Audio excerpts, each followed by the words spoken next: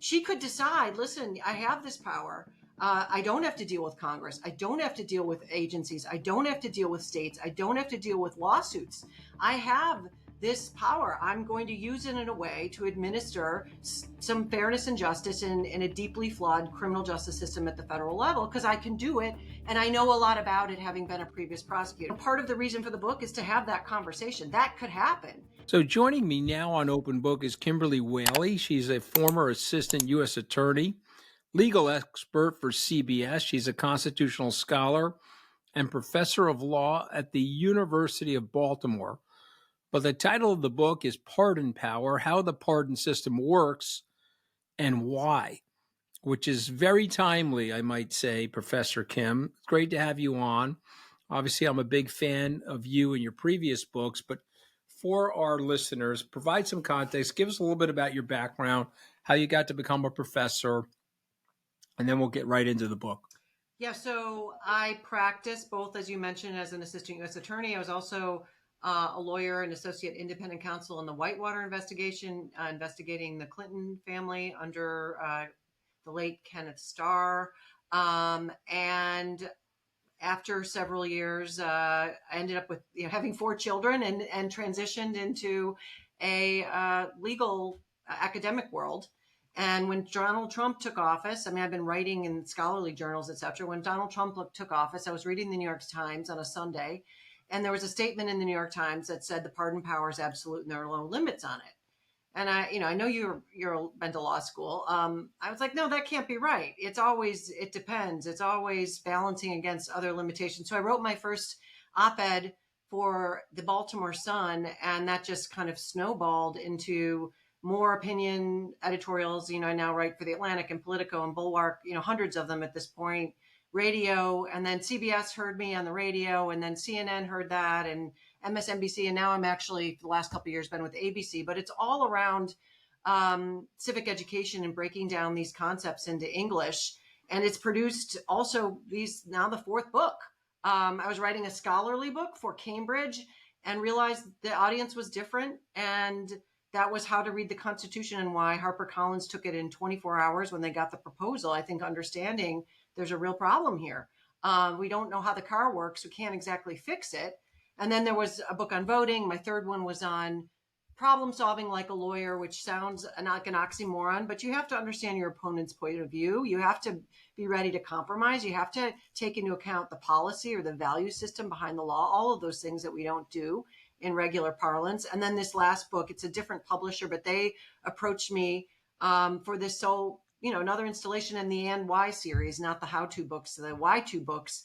And the pardon power, I don't know if you agree, is kind of at the center of the storm. I mean, we can't dodge it in the next 6 months, whether we like it or not. And it's a disturbing remnant of a monarchy that really, in my view, has no place in American law, at least as it's currently functioning at the federal level. Well, I think it's been corrupted, by the way, but we'll talk about that in a second. Let me just step back, and I want to get your reaction because I'm fascinated by this. So I've read the book and enjoyed the book.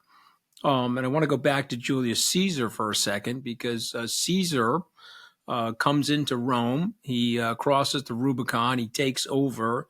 He becomes an absolutist. He becomes a dictator or monarch or somebody that has absolute power. He's above the state.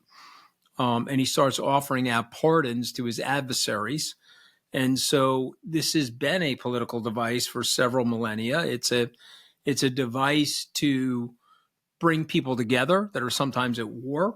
This is the device that, Lincoln said he didn't have to use it, but he effectively was using it at the end of the Civil War, pardoning generals and other people, try to get the Union back together. So there is usefulness to the pardon power. And so I want to ask you the following question, and then I'm going to I'm reading your book, and my reaction to your book is, well, there are usefulnesses. There's a reason why this idea evolves from monarchy or from Caesar, deployed by other successful statesmen, but it's now been corrupted. I think that's right. Yeah. And so Donald Trump has corrupted it. And so I'm just wondering if it needs certain checks and balances like everything else does, where okay, you can't just whimsically, you have this absolute pardonability, which if you get it in the hands of the wrong person, it becomes very, very dangerous. And so what's your reaction to all that? Well, I think two parts. Yes, I agree with you that, I mean, it goes back to the Code of Hammurabi. You know, it's in Mm-hmm. every country in the world except China. So there's something foundational about government, about justice, maybe. I mean, in common law England, it came on the scene in the 7th century, and there wasn't a jury trials until the 13th century. And there were a lot of death penalties for, you know, sentences for low level crimes, and a lot of justice was kind of retaliatory between private warring factions, and the king came in to administer justice in certain circumstances to the worthy. And that still is the concept, I think, that we hold on to as positive. But since Reagan, with the exception of Biden and Obama, every president, including Clinton, have run on this tough on crime stance. We spend approximately $8 billion in taxpayer money a year to imprison people, and there's no mechanism to get, since there's been no parole at the federal level since the 1980s, there's no mechanism to adjust for, you know, false positives, for keeping people that are innocent in jail or keeping people in there for a long period. So in theory, Kamala Harris, if she were to win, you know, I don't know, win, end up in the White House in January, and I say win in quotes because I think we're going to have a debate over that falsely, she could decide, listen, I have this power. I don't have to deal with Congress. I don't have to deal with agencies. I don't have to deal with states. I don't have to deal with lawsuits. I have this power. I'm going to use it in a way to administer some fairness and justice in a deeply flawed criminal justice system at the federal level, because I can do it. And I know a lot about it, having been a previous prosecutor. You know, part of the reason for the book is to have that conversation. That could happen, but that's not what's happened. Barack Obama had a kind of a minor or a limited commutation policy in I think 2013, 2014, involving low-level drug offenses. So it's happened, but not on a meta level. And on the meta level, as we saw in the last administration, and it wasn't just Donald Trump, but he took it to a pardon-palooza level, like, you know, real corruption. It's pay for play. It's, you know, this avalanche of pardon requests. You know, Rudy Giuliani peddling them for $2 million a pop, 6 members of the United States Congress seeking pardons for January 6th, pardoning Paul Manafort, pardoning Roger Stone, who the judge raised eyebrows at us, you know, in a hearing around that pardon, because it was ostensibly to keep these people silent in connection with investigation into the president's own wrongdoing. And then I hope we can talk about it. We have the Supreme Court coming in and manufacturing criminal immunity for presidents if they use official power. And if they're going to do that, they're going to need people to execute their orders. How do you do that? You pardon them. So the pardon power has now, based on that decision, it is now a green light for not only extraordinary corruption, but a crime gang in the White House.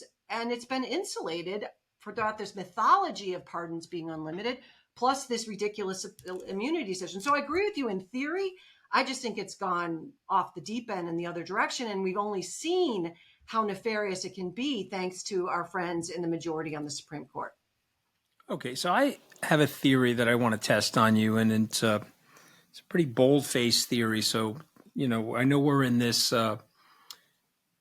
culture now where you have to be very sensitive, but I'm not that sensitive. So I have a theory that whites are threatened by black and brown people, and at least a group of whites are. And I have a theory that the democracy works as long as the white people are in charge. But if the demography is such where black and brown people are going to be the majority of the demography, and therefore they will end up running the government, well, then that's not good. Let's switch the rules of government and let's keep the white people in charge. And so there's a group of them. I think Donald Trump represents them, frankly, if I could be bold enough to say that to you.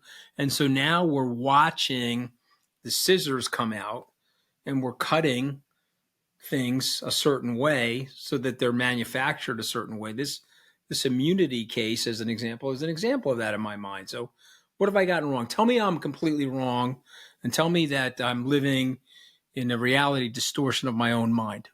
I wouldn't say either of those things. The only thing I would do is I would add, I don't think it's just black and brown people. I think it's women too. Women too. Yep, at the yep. I'm time, sorry. Black, brown, and women. right. So Kamala Harris represents the threat of all. Kamala Harris. I want to make sure I pronounce her name right and give her the dignity she deserves. She represents a direct threat, and I think I should point out that I have endorsed her for president, and I've worked for her. I've been in the spin room for her in the debate, and I'm doing some debate prep with her. She's going to debate Trump again, is my prediction. But I don't know. Am I okay? So I interrupted. Okay. You said it's not just black and brown people, it's women, and then continue. I'm sorry. So, I mean, I have two answers. One is from the demographic. You're right. I mean, the last statistic I checked, people under the age of 16 are primarily black and brown. So just literally the generations coming through, the numbers are such that it's not going to be white and it's not going to be male. Now, as far as, okay, so is there a backlash? Is there a reaction to this? Not only in the representations of the two presidential candidates coming November, but we have the United States Supreme Court again reversing Roe versus Wade, which is putting women's basic health care, their access to emergency room care is being denied by virtue of an immutable characteristic of birth, that is having a uterus, which to me is counterintuitive to anything around liberty, justice for all. And then you have the Supreme Court's basically declaring affirmative action unconstitutional. And in that decision, I mean, people talk about and can debate whether affirmative action is helpful or harmful for traditional minorities in the academic field. But if you read that decision, Anthony, the court declared the Constitution colorblind. The court rewrote Section 14 of the Constitution, which was enacted following the Civil War to bring black and brown people who had been enslaved into the Union as human beings. And the court has now declared any interpretation of that takes into account addressing past discrimination or tries to put people closer to the same starting line as white males with money. No offense to you. We're the only ones who had any agency at the time of ratification of the Constitution. The court has now said interpreting equal protection in a way that's about remedying past discrimination is now unconstitutional. I think we're going to see, and I've written a whole law review article on it in the University of Maryland Law Review this spring. I think we're going to see a cascade of the Supreme Court rolling back civil rights protection. So this isn't just, it's a metaphorical, theoretical, spiritual, symbolic thing that's happening with Kamala Harris and Donald Trump. True. It's also literally happening in this packed Supreme Court, thanks to another white male, Mitch McConnell, who in a Machiavellian way managed to essentially lock down the United States Supreme Court for generations, to your point, because they are not having to respond to voters. When these black and brown kids become voting age, they can't do anything about the Supreme Court. It's anti-democratic. So if what you can't do with the ballot box, they're doing it by changing the system. And it's at every level. I mean, we could talk for hours about it. I don't want people to get terrified around it. It can be addressed, but it can't be addressed if people don't even know what's going on. Well, I'm going to blame one other person, if you don't mind, and he's deceased now, and I liked him, but it's Harry Reid, because just for the constitutional historians here or the Senate process people, he gave up the filibuster move, and McConnell told him, if you do that, you're going to regret it. And he did it anyway, and McConnell ended up using it against the Democrats and getting these nominations through without a 2/3 vote, as they once used to go through at. So, right, he did it for the lower federal judges, and then McConnell said, fine, I'll do it for the Supreme Court justices. But I would add, to a living person, that Barack Obama didn't really even make a speech when McConnell stole Merrick Garland's seat. So the Democrats were behind the ball on this and didn't push back. And I'm on record as having, assigned that criticism.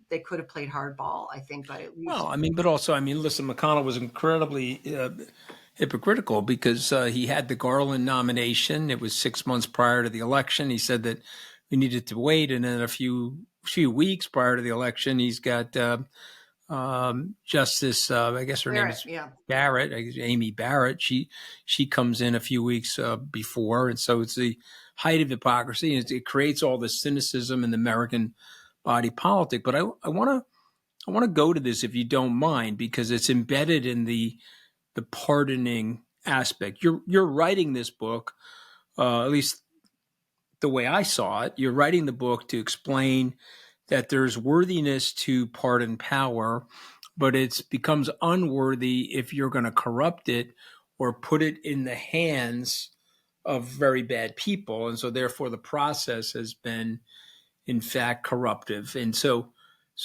what do I have wrong? Is that fair? Is that a fair assessment of your book? Yeah, I think that the pushback would be, well, the framers did it, right? The framers put into the Constitution, Article 2, a pardon power without a lot of restraints. But they also kind of thought it would only be white males that they know that would be in charge. And I also argue that the Supreme Court and the public, frankly, and even legal scholars have somehow allowed the pardon power to have a mythology around it, that it doesn't have limits when any other power, the commander-in-chief power, has limits. The power to execute the law has limits. The power to make treaties has limits. Everything else that is supposed to be core power has limits.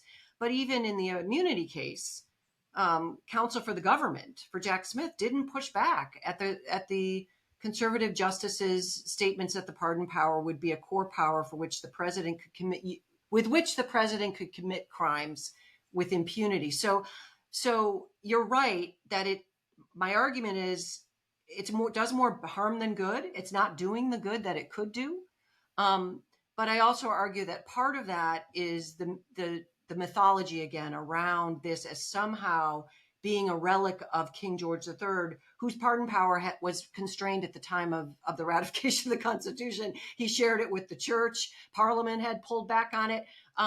So my argument is it needs serious attention, and all power has to be checked by other branches, all of it.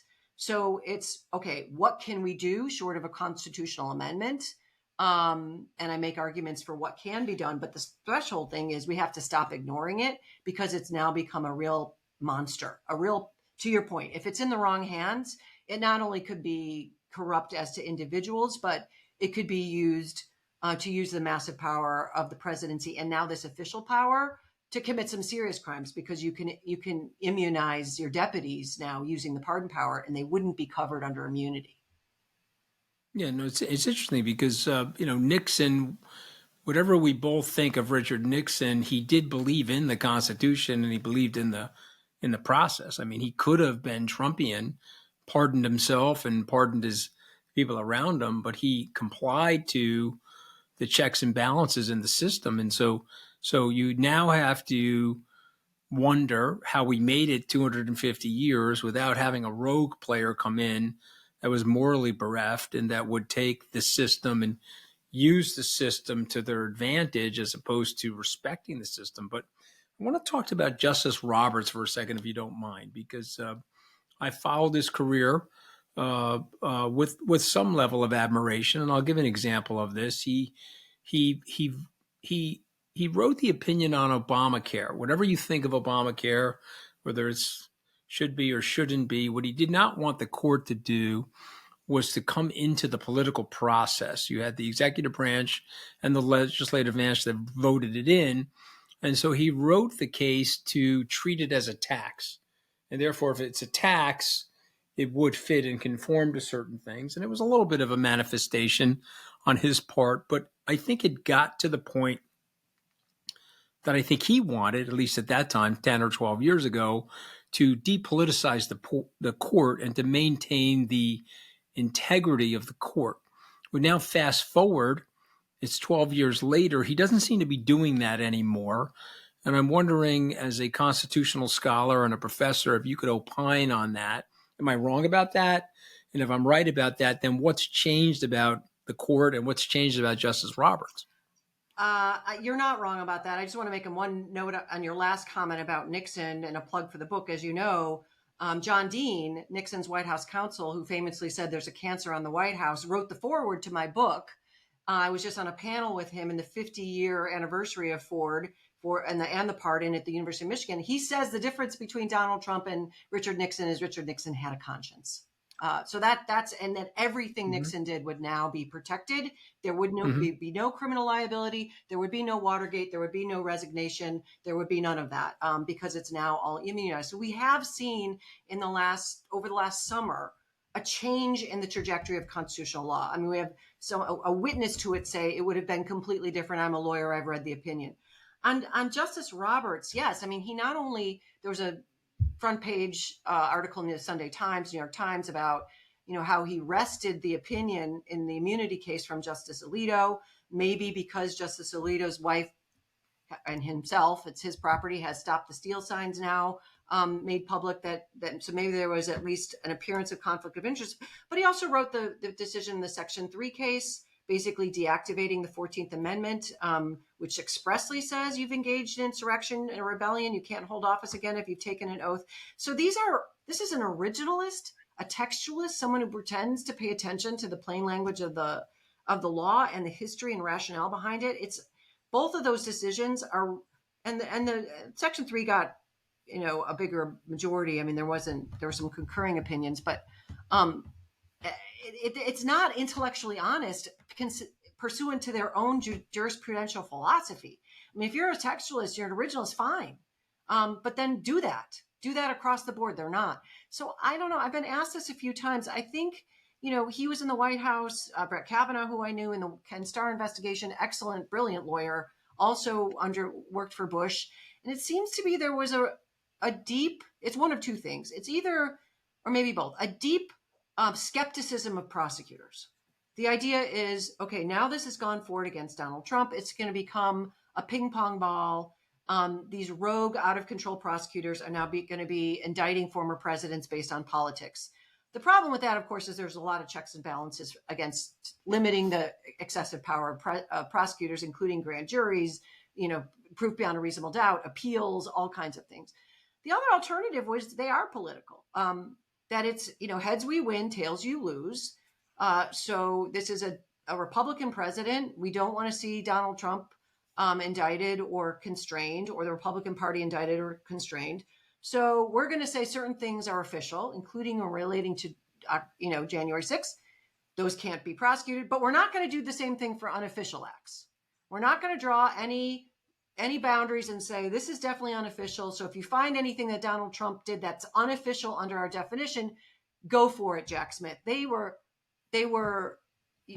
eerily silent on that topic, which to me suggests, Anthony, that there's some politics going on, that, that they might be biased and corrupted. And that's very disturbing as someone who has to persuade law students every year that this system is something we should have a lot of respect for. Is there any going back, Professor? On immunity?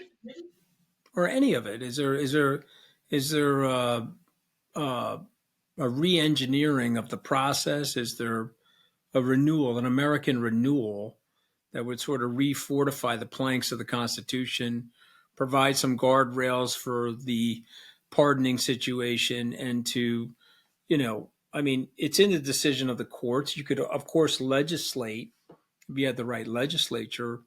The court's interpreting the law, right? But you could put law into place that redefines immunity, right?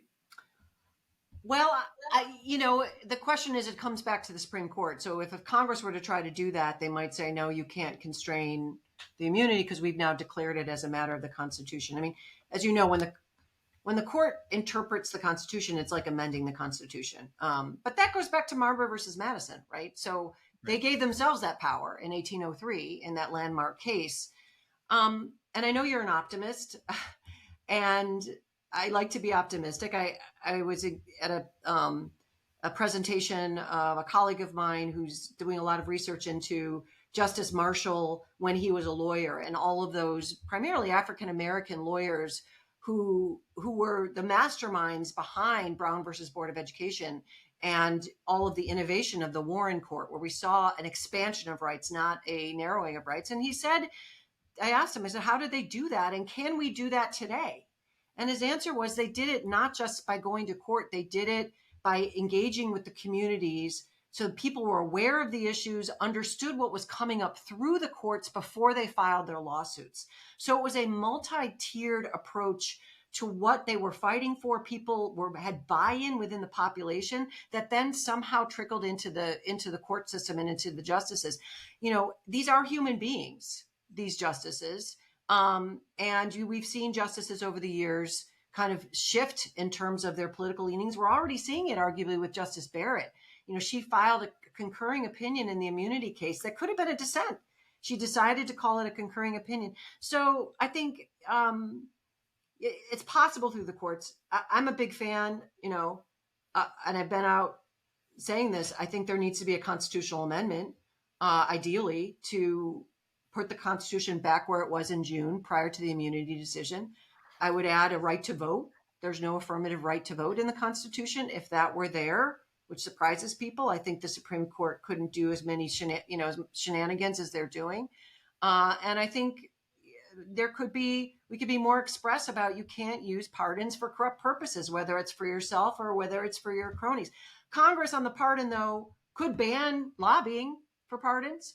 They could say you can't do it. You can't sell pardons. You can't use your access to the White House and your promises of donations once the president finishes office or in their next campaign to get pardons for yourself or your friends. I mean, so there are things Congress can do. Congress could require a record of pardons, could say you got to put in writing who you talked to and why, a rationale for the pardon and why you turned down other applications. We don't have that. So there's lots of things we could do. But again, it's not going to happen if people just reactively assume that it's a king-like power that's untouchable.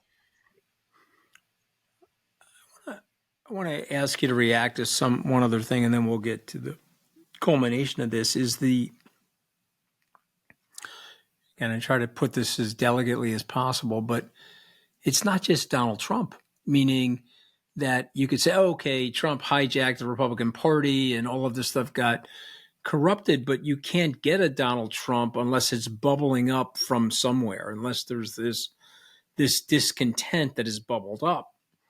And it's now almost like a virus. It's infected a lot of different people, and a lot of people would righteously defend what's happening right now.